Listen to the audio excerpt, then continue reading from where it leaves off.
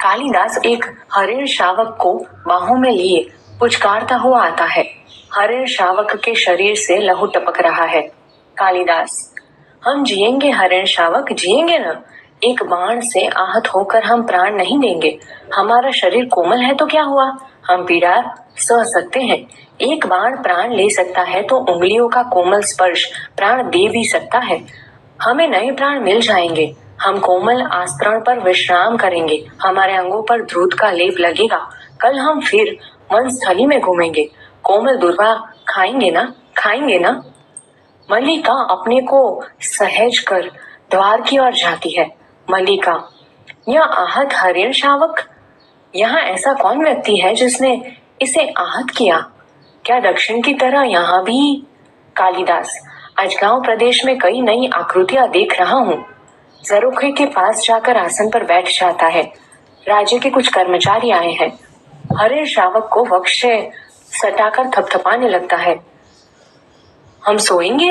हाँ, हम थोड़ी देर सो लेंगे तो हमारी पीड़ा दूर हो जाएगी, परंतु उससे पहले हम थोड़ा दूध पी लेते हैं। मल्लिका, थोड़ा दूध हो तो किसी भोजन में ले आओ। मल्लिका, माँ ने दूध औटा कर रखा है, देखती हूँ। चूल्हे के निकट रखे बर्तनों के पास जाकर देखने लगती है। अभी अभी 2-3 राज कर्मचारियों को हमने घोड़े पर जाते देखा है। माँ कहती है कि जब भी ये लोग आते हैं कोई न कोई अनिष्ट होता है। वर्षा के रोमांच के बाद मुझे यह सब बहुत विचित्र लगा। दूध का बर्तन उठाकर दूध खुले बर्तन में उड़ेलने लगती है। माँ आज बहुत रुष्ट है। कालिदास हरिण शावक को बाहों से झुलाने लगता है। कालिदास, हम पहले से सुखी हैं। हमारी पीड़ा धीरे धीरे दूर हो रही है। हम स्वस्थ हो रहे हैं। न जाने इसके रुई जैसे कोमल शरीर पर उससे बाण छोड़ते बना कैसे। वह कुलांच भरता मेरी गोदी में आ गया। मैंने कहा, तुझे वहां ले चलता हूँ जहाँ तुझे अपनी माँ की सी आंखें और उसका सा ही स्नेह मिलेगा। मल्लिका की ओर देखता है। मल्लिका दूध लिए पास आ रही है। मल्लिका, सच, माँ आज बहुत रुष्ट है। माँ को अनुमान हो गया कि वर्षा में मैं तुम्हारे साथ थी, नहीं तो इस तरह भीग कर न आती। माँ को अपवाद की बहुत चिंता रहती है। कालिदास, दूध मुझे दे दो और इसे बाहों में ले लो। दूध का भाजन उसके हाथ से ले लेता है। मल्लिका हरिण शावक को बाहों में लेकर उसका मुंह दूध के निकट ले जाती है।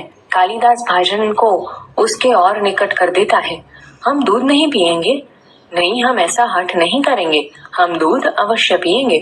राजपुरुष दंतुल ड्यूटी से आकर द्वार के पास रुक जाता है। क्षण भर वह उन्हें देखता रहता है। कालिदास हरिण को मुंह से दूध पिला देता है। ऐसे ऐसे दंतुल बढ़कर उनके निकट जाता है। दंतुल, दूध पिलाकर इसके कोमल मांस को और कोमल कर लेना चाहते हो?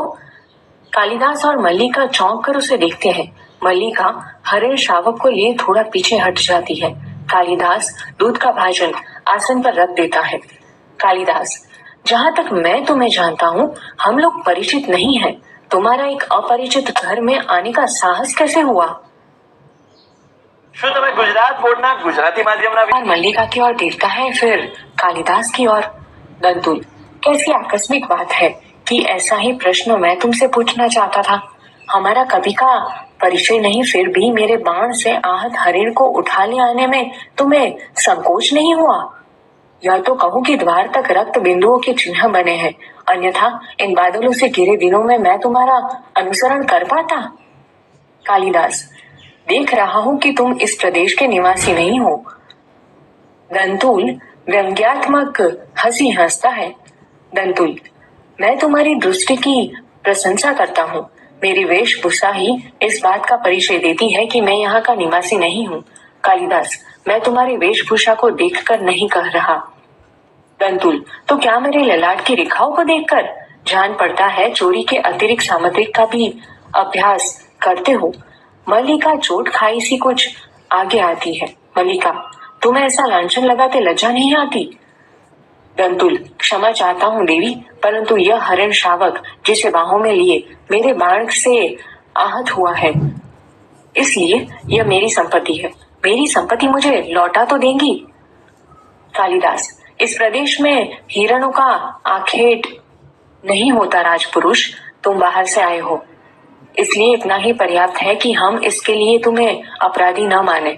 दंतुल, तो राजपुरुष के अपराध का निर्णय गांववासी करेंगे? ग्रामीण युवक, अपराध और न्याय का शब्दार्थ भी जानते हो?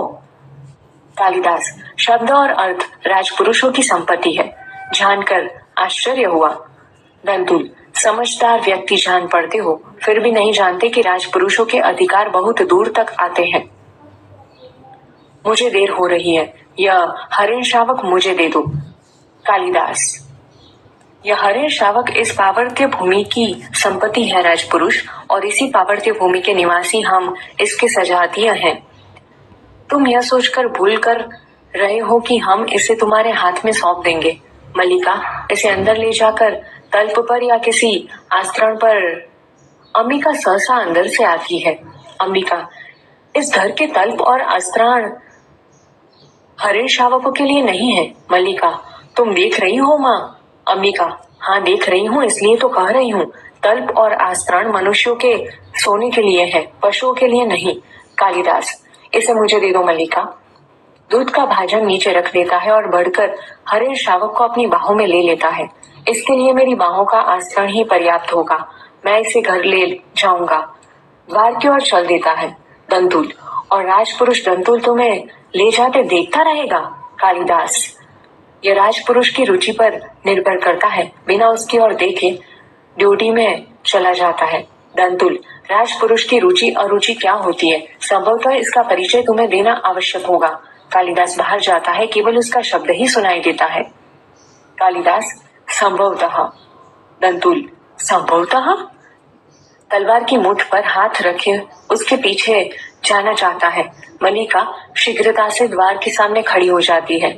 मल्लिका, ठहरो राजपुरुष, हरिण शावक के लिए हठ मत करो, तुम्हारे लिए प्रश्न अधिकार का है, उनके लिए संवेदना का।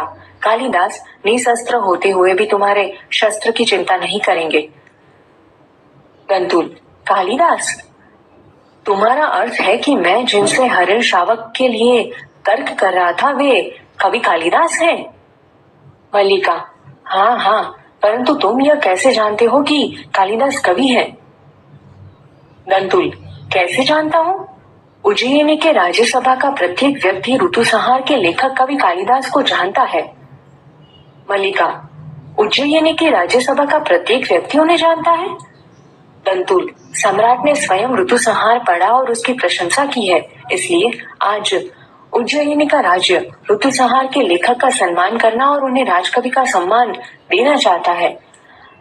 आचार्य वर रुचि इसी उद्देश्य से उज्जयिनी से यहाँ आए हैं।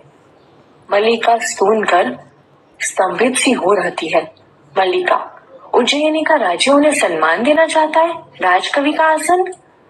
दंतुल, मुझे खेद है, मैंने उनके साथ अशिष्टता का व्यवहार किया, मुझे जाकर उनसे क्षमा मांगनी चाहिए।